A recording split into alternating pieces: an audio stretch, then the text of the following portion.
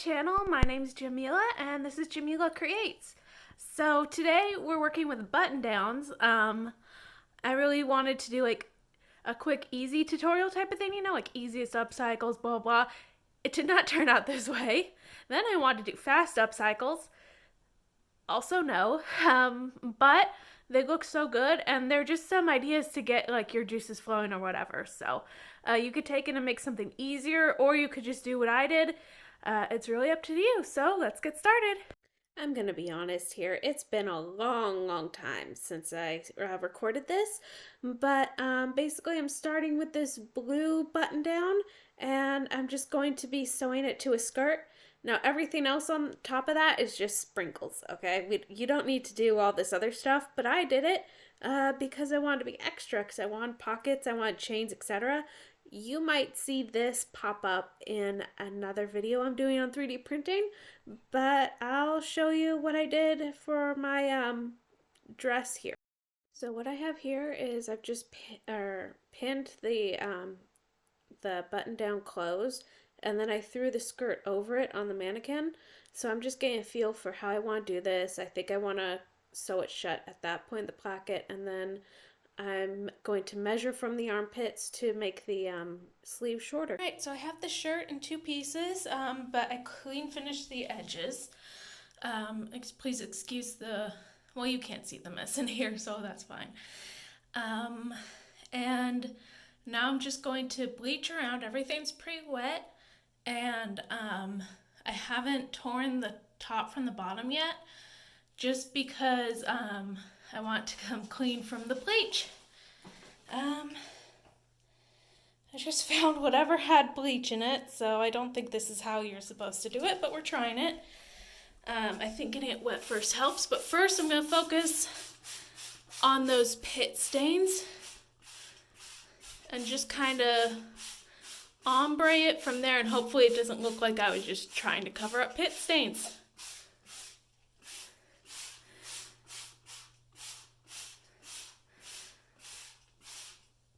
And I'm going to also do the arms. Now I don't have a plan for these, but I could use them. And we're just going to let that dry a little bit, or not dry, but settle. And if that doesn't work, then I'm going to have to hit it with a more concentrated bleach. All right, I love the bleaching. I think it gives it that extra oomph. Now, while this is on the mannequin, I made a couple of decisions. One, I'm just going to cut off the waistband and put it back in on top of this seam later. Two, I think I want the seam to be right here, in the middle here, and this skirt is too long. It is giving farm. So I'm just gonna stand next to her. Oh, I'm a little taller than her, which I find unrealistic.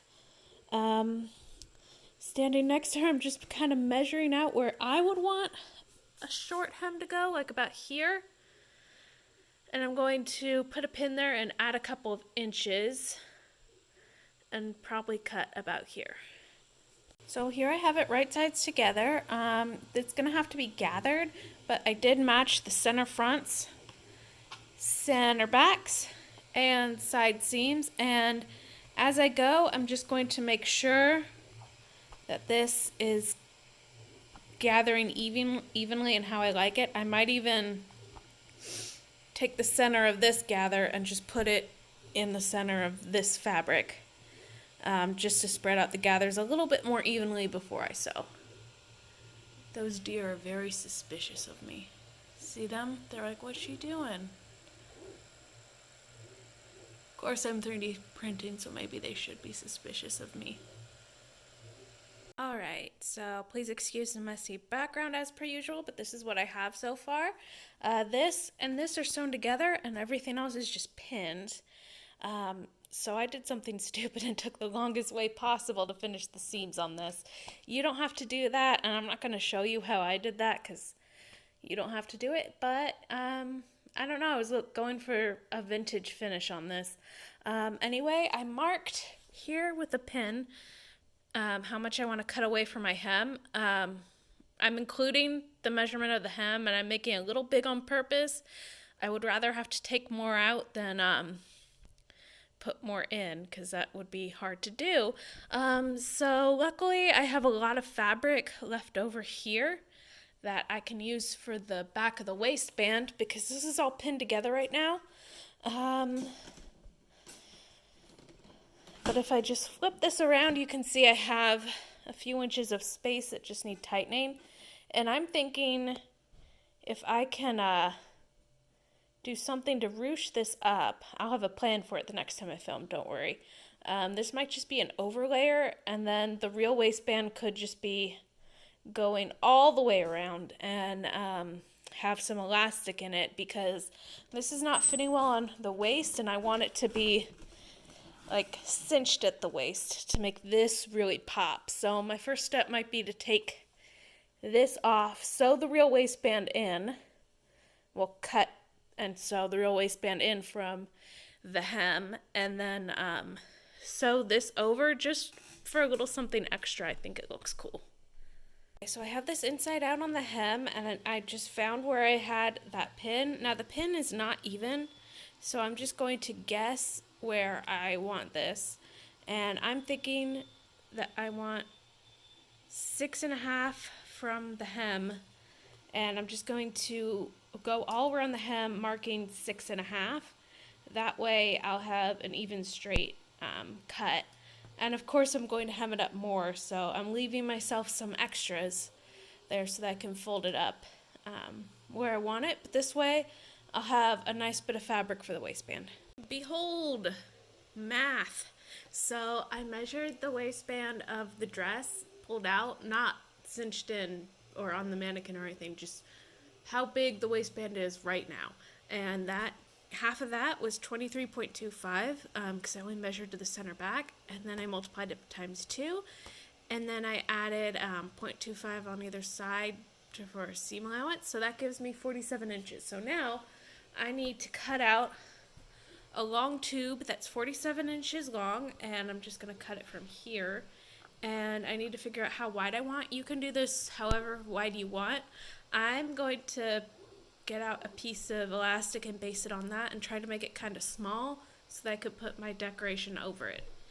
Once you do that, you're going to want to also have space to fold the sides over so that you could top stitch and iron that. This, I'm just going to start pinning it around. It's going to meet on this side seam, and I'm going to make sure that the seams inside are flattened out and that I have a top stitch needle on my machine, because this is going to be going through a lot of layers. And I'm going to pin it like this so that everything stays in place, and I'm just going to sew, you can't see me pointing here, but I'm just going to sew a straight stitch here and a straight stitch here until I get to the side. I'll leave a gap that's like 1 inch on either side at the top so that I can string my elastic through. For the elastic, you just want to take a piece, hold it tight against the stomach of the mannequin or against your stomach, and see how much that is and cut it to that size, and then you can thread it through and sew it. Okay, here's where we're at right now. I hated how this looked with the belt on it. I tried it and I just hated it, which is too bad because there are some things here I'd like to cover up, but that's fine. It just added way too much bulk, even though it's such a cool, clever idea. But I found another idea that would be cool to do with it, and that would be having it be like a top with sheer parts. So I'm probably going to do that, but then it begs the question, what do I do with this? All I really know right now is that I want to add pockets just here, and you do that by ripping out the side seam and sewing pocket bags to either side and then sewing it all together. I'll show you all how to do that.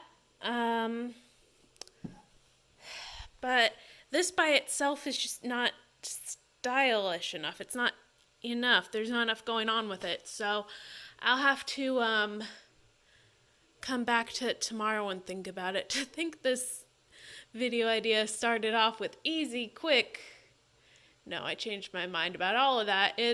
The video is now about button downs and what to do with them. So this is the belt piece I had left over. I had an epiphany on this dress, I'm just going to make a belt that can go onto it and has extra pockets. So yeah, this will just be a pocketed belt that will sell with it. And that will have to do because I think that will be enough to really spice this look up. So first I have my iron on because I'm just going to make a little loop here and sew this like this. But before I can get to sewing, I have to figure out how I'm going to make a channel for a shoelace to go through so that you can cinch it around your waist. So I want to iron it first, then figure out where I'm going to put the holes. On the other side, I want the holes just outside of the placket. I feel like it will look better that way if the placket is flat, but also because I really don't want to have to deal with this beyond getting a zipper foot and sewing next to it because that seems like a huge pain. So I'm going to mark with chalk right where I want the holes to be, and then we're going to unfold it and sew a zigzag just around here, manually making a little buttonhole. Now you could also use interfacing and a grommet kit, but using grommets in my household is a real pain in the butt because my brother hates it. But not just that, although he's not here right now. I kind of hate it too, though, to be honest, and unless I add like a lot of layers to them, they're a little flimsy. I like the look of having it be a buttonhole anyway because I feel like this garment's turning out a little bit vintage, so I like that. So now I'm just going to go around where I have that square with the zigzag stitch, and I have it set to a very low zigzag and a very low push. That way it'll make a small one, and I'll do it around a couple of times, maybe add a larger zigzag just to make sure that that is good and secured, and then I'll cut out the middle and we'll be ready to put it together for the drawstring. Now that you've done that, you can actually sew everything down and into place. I'm starting here, just along where the seams meet to really close it off, and then I'm just going to go along this bottom edge. If you have to go over this thing, that's okay. Just keep going around that, making sure that you've got the bottom there. It might be a little tricky, that's why I have it pinned. And then on the back side, I should really be using a zipper foot, but I don't know where mine went, so we're going to go with this. On the back side, just be careful of the button. I could take it off and sew it back in after all this, or you could do that, but I'm not going to because I have little time and I don't want to. But again, when you go over this, just be sure that you're still catching the bottom edge there, and then when you get here and top stitch up to match the other one, you'll be done with that portion. Now I'm going to do more because it's giving aprons, so I'm going to do some buttons and other decorations just to elevate it a little. This silhouette looks way worse now. I think I'm going to disattach this and make it a belt for a smaller size and still add my cargo pockets. This time it doesn't have to be in the blue fabric because it doesn't have to match, so I might use camo for that. But that doesn't solve the shirt. This is how the belt turned out. I really like how the pockets are, and I actually 3D print the buttons, so you'll probably see this again when I get to my 3D printing video, but I really like how it turned out. It's a little apron-like, but I think it's cute, and it's another thing that you can do with your button-downs, and if you want to add a more formal belt to it, you could certainly do that too. That's just another possibility we have here. Okay, let's get back to the dress. Went on a side quest, forgot to film said side quest, but now we're back here. I've cut 2 squares for pockets. I've decided to just put pockets on it and call it a day. Maybe put some fun buttons on the pockets, or maybe just keep the pockets as is. Ooh, what if This could be one. And then this could be the other. Or I cut it in half and it's like it's a strap coming out from the bottom. I might not post this part just because I feel like the bulk of the dress is done. This is just decoration. Plans were made and things were done with belt loops. So I feel like belt loops can save this. I'm going to put one here and one here for a chain to attach to. Maybe one here, but I think here has enough stuff going on with it. Then I'm going to put one on either side of this and one on the center back, just right here where the tag would usually go. And then it'll be done. It just needed that extra little bit of sass. On to the next design.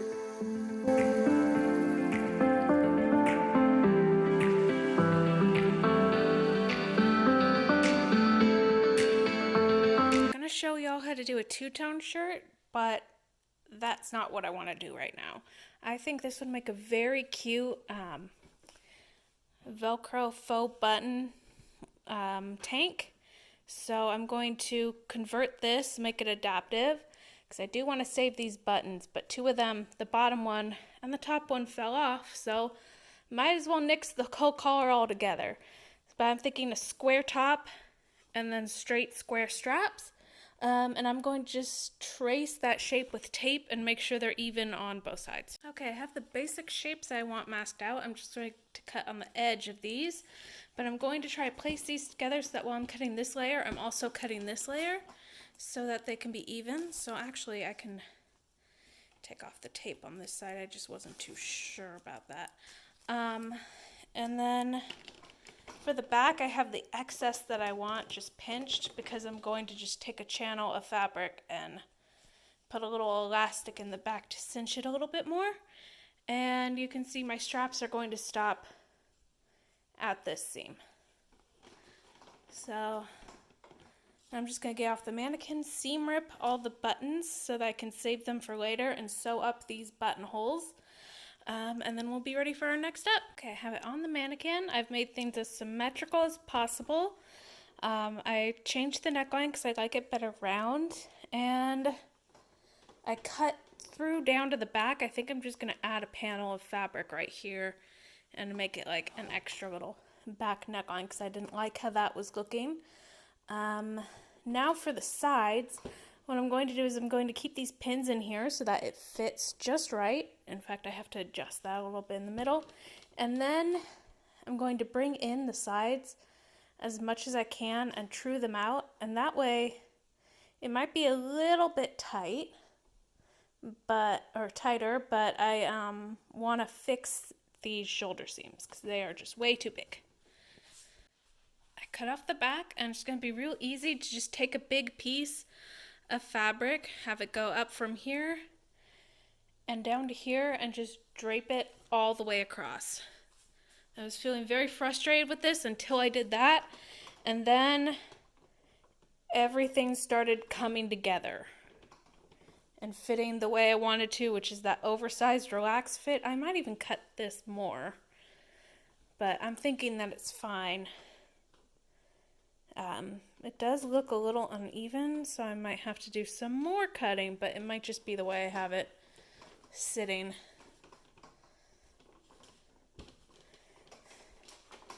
Which is hard to tell because there's no back panel yet. I just felt like this was the right thing to do, because it was just way too small. So just like around the arms, right where it would be very uncomfortable for it to be so small. Okay, so right now I have this, which I know seems a little overly complicated, but it's really not. It's just piecing things together. It's super easy once you get to it. So what I actually want to do for the sleeves later might be to just create my own channeling, but it's not about her right now. So for the back, we want to sew this big panel in, and there's a little extra room. I think I might trim this down just a little. I want to be careful not to trim too much, but I did trim this side down so it'll be more like this. This was never centered because I just didn't have the material to make it centered. Again, I'm making this look a little complicated, but once you get to doing it yourself, it's super easy. But now I think, so that I know where I want to place this, I want to do the hem first. I know you're supposed to save it until the end, but because this is already hemmed and we're doing upcycles, yeah. Okay, this will be easier to demonstrate on the mannequin, but first, what you want to do, I'm going to do this all off the mannequin, but it's easier to demonstrate on the mannequin. Line these up and sew them so that the hems line up, because that will be clean, and then go up from there on both sides. You can do whatever kind of seam you want. I think I'm going to do a French seam. And then don't sew all the way up. Sew to about here. And on this fabric, mark where these two hit together, because from there, to down here is where you're going to want to do your hem. So make sure that you give yourself enough room to hem this up before your last step will be to finish sewing this together. Which means I can't do a French seam, but I'm going to do a regular seam with lots of seam allowance so that I can tuck it in, like you've seen me do on the others. But again, you can do this however you want. I just want my seams to be well hidden because I'm going to be sewing this professionally. This is what it looks like so far. The last step that I want to do is the Velcro and the hand sewing the buttons back on, and that will be the end after, of course, I attach this and hem all of it together. By the way, I'm sorry for the background noise. I'm 3D printing PETG for the first time, so fingers crossed. Anyway, you see how I have this gap here?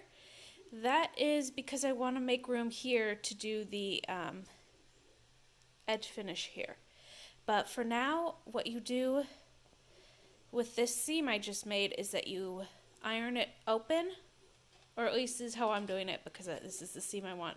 Open and flat so that later I can fold them in on each other and it will be less effort. So open and flat.